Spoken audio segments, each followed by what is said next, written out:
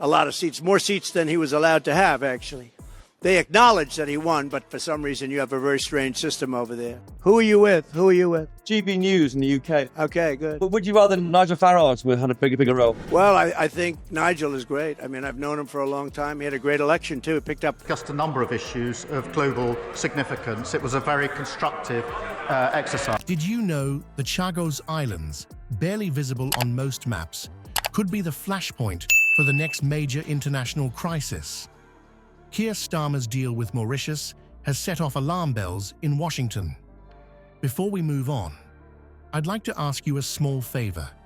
If you appreciate this content, please take a second to like this video and subscribe to the channel. Over 98% of you watch the videos without subscribing. It costs you nothing, but it makes a huge difference to us. So, did you click the subscribe button? Great. Thank you so much. Now, back to the video. With Donald Trump poised to block the agreement and China waiting in the wings, we're about to witness a political showdown that could reshape global power dynamics. Are you ready to unpack this diplomatic powder keg? Meeting Keir Starmer, the UK Premier. Yes, he's coming tonight. What do you think of him? Some of his colleagues in government are quite critical of you. Well, I'm going to see him in about an hour, so I have to be nice, right? Just a number of issues of global significance. It was a very constructive exercise. It's very early, but he's popular, and I'll be seeing him, and I'll send you regards. Keir Starmer's recent foray into the Chagos Islands dispute has certainly raised eyebrows. The Labour leader's agreement to transfer control of the islands to Mauritius seemed like a straightforward move to address a long-standing colonial legacy. But as with many things in politics, what appears simple on the surface often hides a complex web of consequences. Let's take a closer look at the deal Starmer's cooked up. On paper, it looks like a win-win.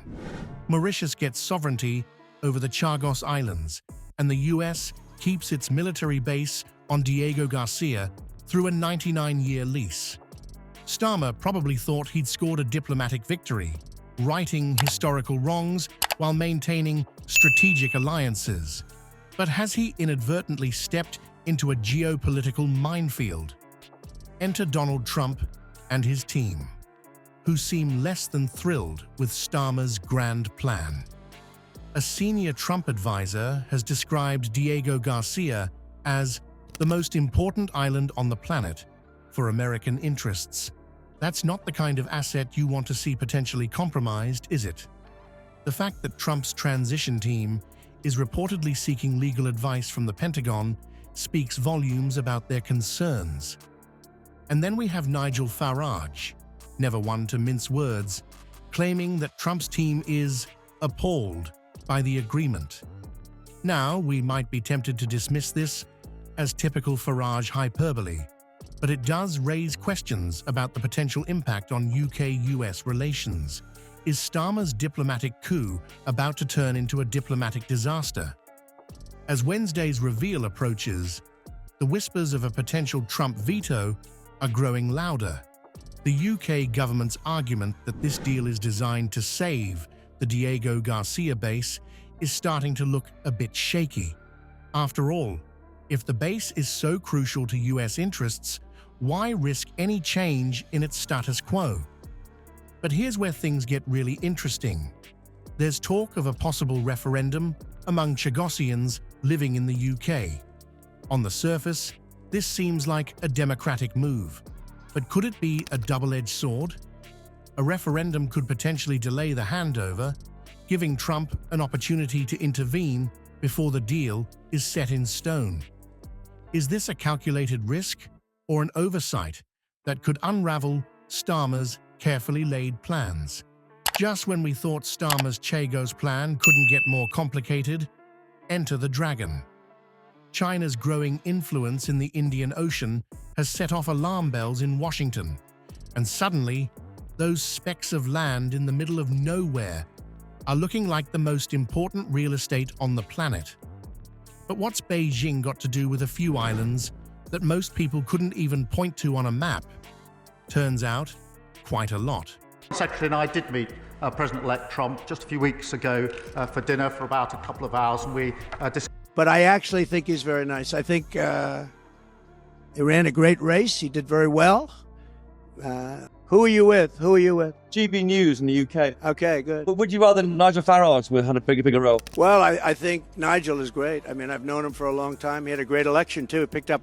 Marco Rubio, one of Trump's closest allies, isn't mincing words about the potential Chinese threat if the UK loses control of the Chagos. He's warning that China could gain valuable intelligence on the US naval facility in Mauritius. This isn't just idle speculation. It's a glimpse into the complex web of global power dynamics at play.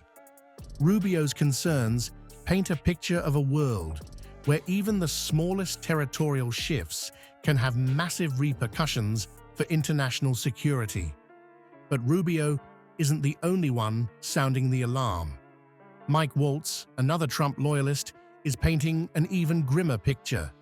He's suggesting that if the UK cedes control, China would likely take advantage of the resulting vacuum.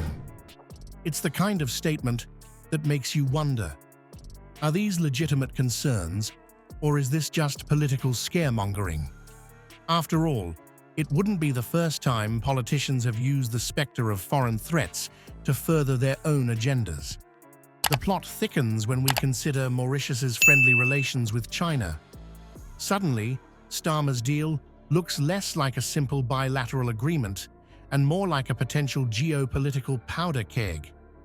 It's as if he's unwittingly invited a wolf to dinner, and now everyone's wondering who's going to end up on the menu. What started as a straightforward attempt to resolve a colonial dispute has morphed into a high-stakes game of international chess, with China looming large over the board. Starmer, who probably thought he was making a noble gesture towards righting historical wrongs, now finds himself caught in a diplomatic minefield. Every move he makes could have far-reaching consequences, not just for Britain and Mauritius, but for the entire balance of power in the Indian Ocean region. And let's not forget the timing of all this. With Wednesday's reveal fast approaching, the pressure on Starmer is mounting. Will he stick to his guns and push forward with the deal, risking the wrath of not just Trump and his allies, but potentially jeopardizing Western strategic interests in the region? Or will he backtrack, potentially losing face on the international stage and disappointing those who saw this as a chance for post-colonial justice?